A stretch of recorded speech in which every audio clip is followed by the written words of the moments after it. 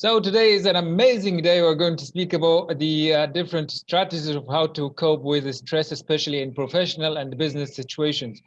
Professor Pete, could you please introduce yourself and what are these strategies about?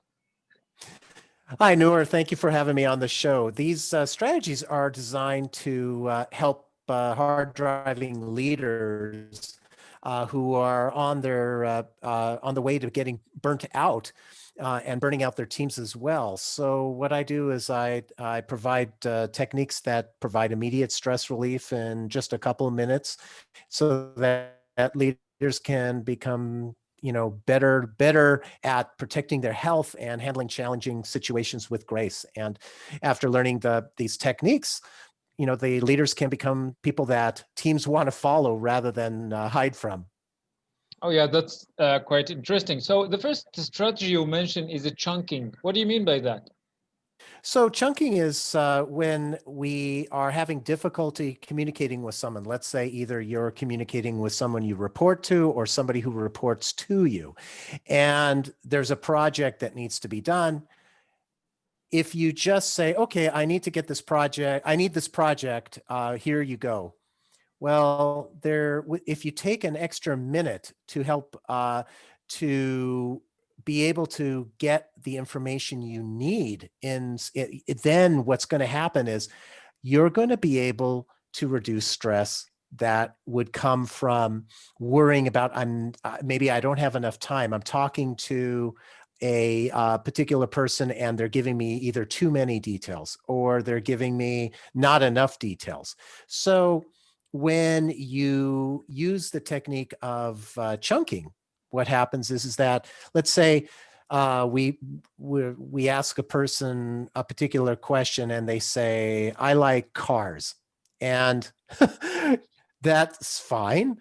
But let's say you didn't really need that much detail. So you could ask them something like, what else do you like? So it kind of raises it up and you get a little bit more information.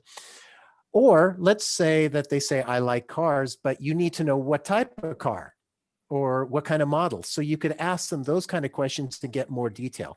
The whole purpose, it's a very simple example there, but the whole purpose of chunking, either chunking up to get a little higher big picture information or chunking down where you get more detail. What that does is, especially if you as the person who needs that information, if you are on a very tight deadline and you only have a couple of minutes, you don't want to be sitting there listening to the person who you need that information from give you information that isn't relative to you or relative to your needs. So this chunking gets you to be able to either get the bigger picture stuff or the more detailed stuff in a very quick amount of time. Yeah, that's really great. So the next strategy you mentioned is clarify expectations. How does that work? So think about if you have a particular project that has to be done, and let's say, let's say you and I are working together, and I say, Noor, can you create this report for me? And then I just say that, and you say, sure. Okay, so we go off, and I kind of assumed that when I told you that you'd get me that report maybe tomorrow. And you assumed after we talked that, oh, it didn't seem like it's important to get it right away. It's the report, and then you're thinking, and I ask you about it, and you all of a sudden get all, oh my gosh, I thought it was due next week. Had we simply clarified the expectations, so the report needs to be done tomorrow, or the report needs to be should have these particular things in it. Taking 1 to 2 minutes to do that between the two individuals can eliminate any unnecessary stress in the future. And how is that important in the workplace?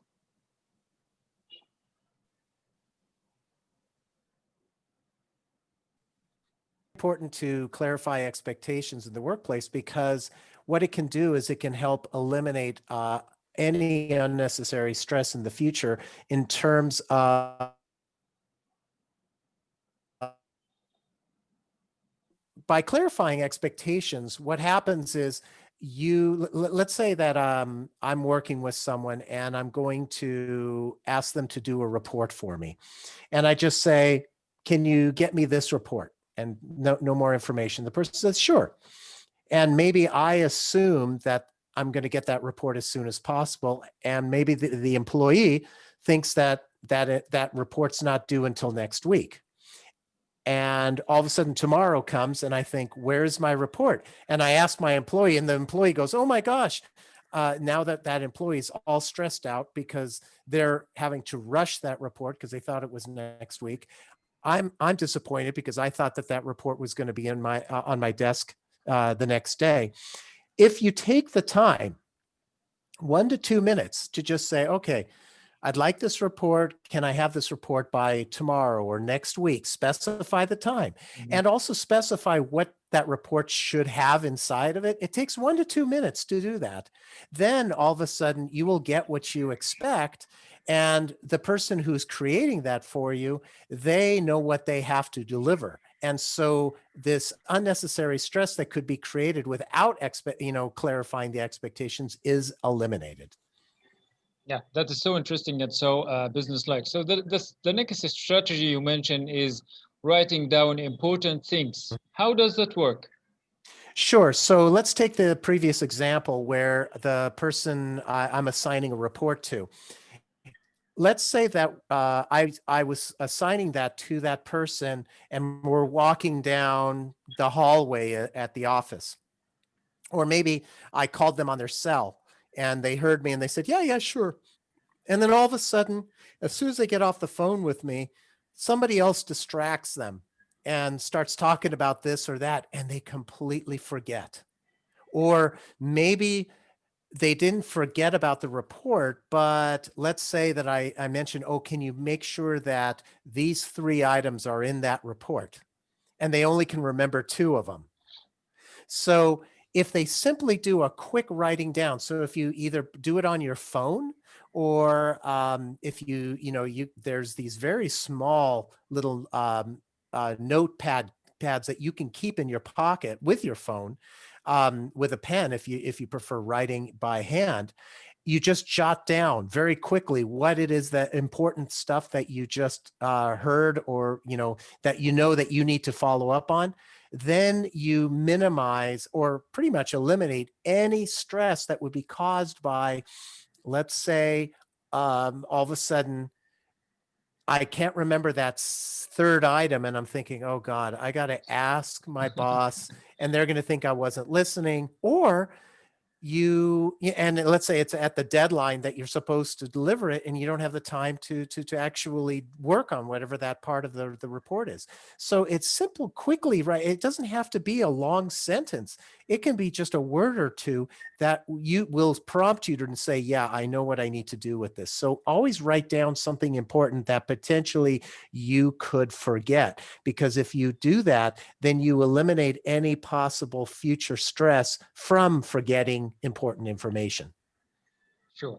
Being compassionate, how does that help in the workplace? Well, so think about a perfect example is someone who is coming in for an interview. So either via Zoom or in person. Chances are that person is going to be nervous because, we all are nervous when we're interviewing for a new job. But if you as the interviewer take the time to help calm that person and be compassionate with them and think about it, the way I like to be compassionate in a situation like that is I like to think, how would I feel if the roles were reversed? And so, for example, if they came into the office, ask them, would you like a cup of coffee, a glass of water? Maybe tell them about when you interviewed and how nervous you were, something like that, so that they can feel better about it. That's what being compassionate is about. And it doesn't take a lot of effort. But, if you think about it from the opposite, if someone comes in who's a really good candidate and you treat them like, okay, fine, let me see your resume. What about this? What about that? And right off the bat, and have no compassion whatsoever, those candidates are potentially going to think differently whether or not they want to work for your organization. Yeah, sure. So the other thing is limiting the contact with negative people. What do you mean Mhm. by that? Well, we all have somebody in our lives, either one or more, who I like to call it the black cloud syndrome. So someone who walks into the room and all of the energy just gets sucked out of the room because they are so negative. That is what I'm talking about. It's so important to have collaboration and energy, positive energy in a work situation so that everybody can be productive.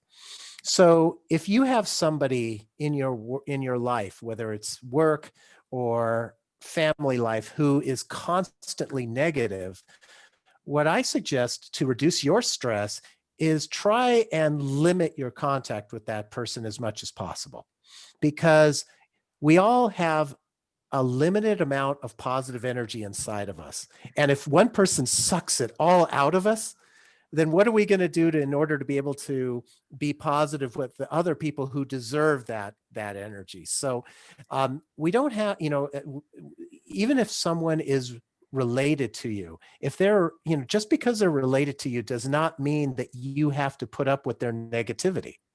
So do whatever you can to avoid that, because it's, there's a lot of negativity in the world and it can bring us down. And when you can avoid someone who has that ability to bring you down, it's not healthy for you. So that's why I say limit those individuals in your life. What else would you like to add today about these strategies? Well, I would say that the most critical thing to think about is that whenever you're faced with a stressful situation, we as humans, our tendency is to worry about all aspects of that situation, both what we can control and what we can't control. And so let's take COVID, since that's all current right now. If we sit there and we worry about everything about it, then that's going to distract us from getting things done. However, if we think about breaking out COVID into what we can control and what we can't control. So let's say what we can't control. We can't control the government response to COVID. We can't control having to be working from home if we prefer not to. We can't even control the next person next to us wearing a mask or social distancing. But what we can control is us wearing a mask, or us washing our hands frequently, or us having the mindset to only focus on what we can control.